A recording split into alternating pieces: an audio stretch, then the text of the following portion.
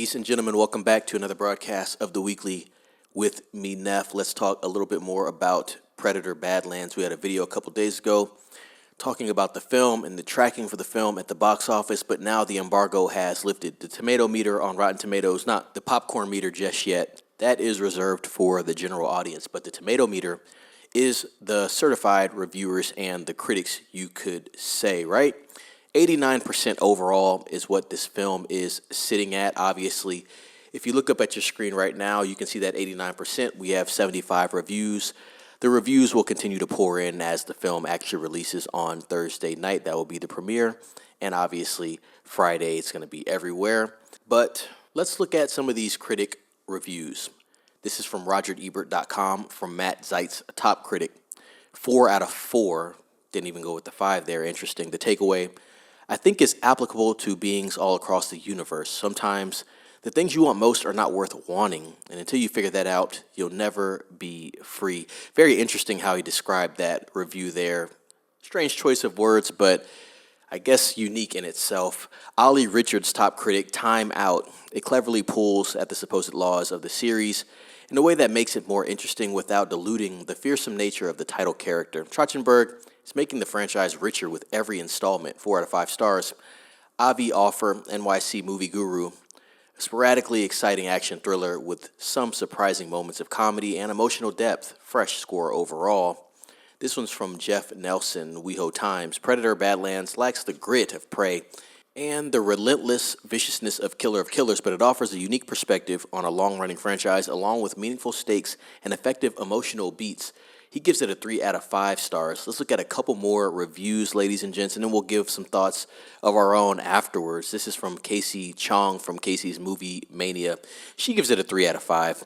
Praise Dan Trachtenberg takes a bold move of expanding an action-packed Predator movie into multiple directions with mixed results. And by the way, for some context, this is Trachtenberg's third Predator project. He did do Prey. He did Killer of Killers, which was animated, actually. The first animated Predator film, you could say it was an anthology. And now he is doing Predator Badlands. So he's basically the go-to Predator guy at this point. I do think 20th Century Studios has given him the reins over this franchise. And I wish they did that with Fade Alvarez, with Alien. But obviously he's not going to be returning for that sequel to Romulus. But let's continue. Julian Little of Riotus. Here, Dan Trachtenberg with Predator Badlands has cemented himself as the new Predator guy, and it's in a great place. He gives it an A.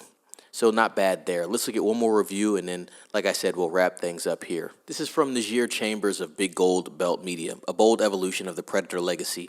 Visceral, emotional, and visually jaw-dropping sci-fi adventure at its finest. So seems like a cool popcorn flick, and I'm excited for that. Like I said, I talked about it in my other video there.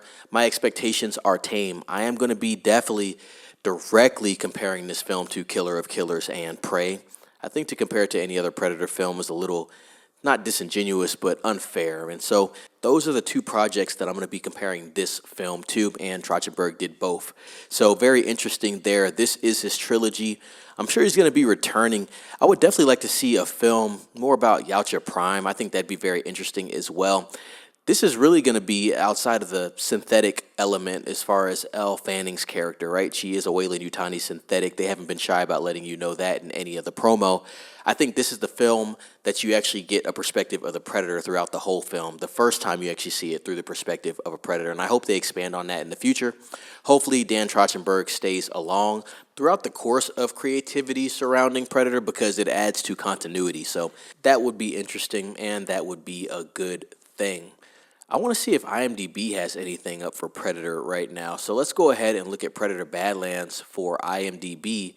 And let's see if there's a score up for that. Like I said, I was just looking at Rotten Tomatoes right now, but I'm logging into IMDb right now. And so at this moment, I'm not really seeing anything as far as score. It obviously is pretty popular in the search results, but nothing for a score yet on IMDb. Definitely going to keep our eyes out on this. The promo has definitely been on point for this film, I have to say, overall, and I referenced that in the other video. I think they've almost over-promoted this film, but if it does end up being super popular and becomes the most, I guess, successful Predator at the box office, I think that'd be very interesting as well. And not based off ROI, but what it actually makes at the box office overall. I think that would be very cool. We will just have to wait and see. Be looking out for my review, more than likely Saturday morning or Saturday afternoon. I'll be watching the film on Friday, so be looking out for that. With that being said, ladies and gents, that's all I got for Predator Badlands. Chime in down below. I want to know your thoughts on the film. Are you going to be watching this film? Are you excited for this film? What are your thoughts overall? Please subscribe to the channel. It helps out a lot. Share this video with some family, friends, and colleagues. That helps as well. And ring the bell for notifications. More importantly, be safe. It's Neff signing off.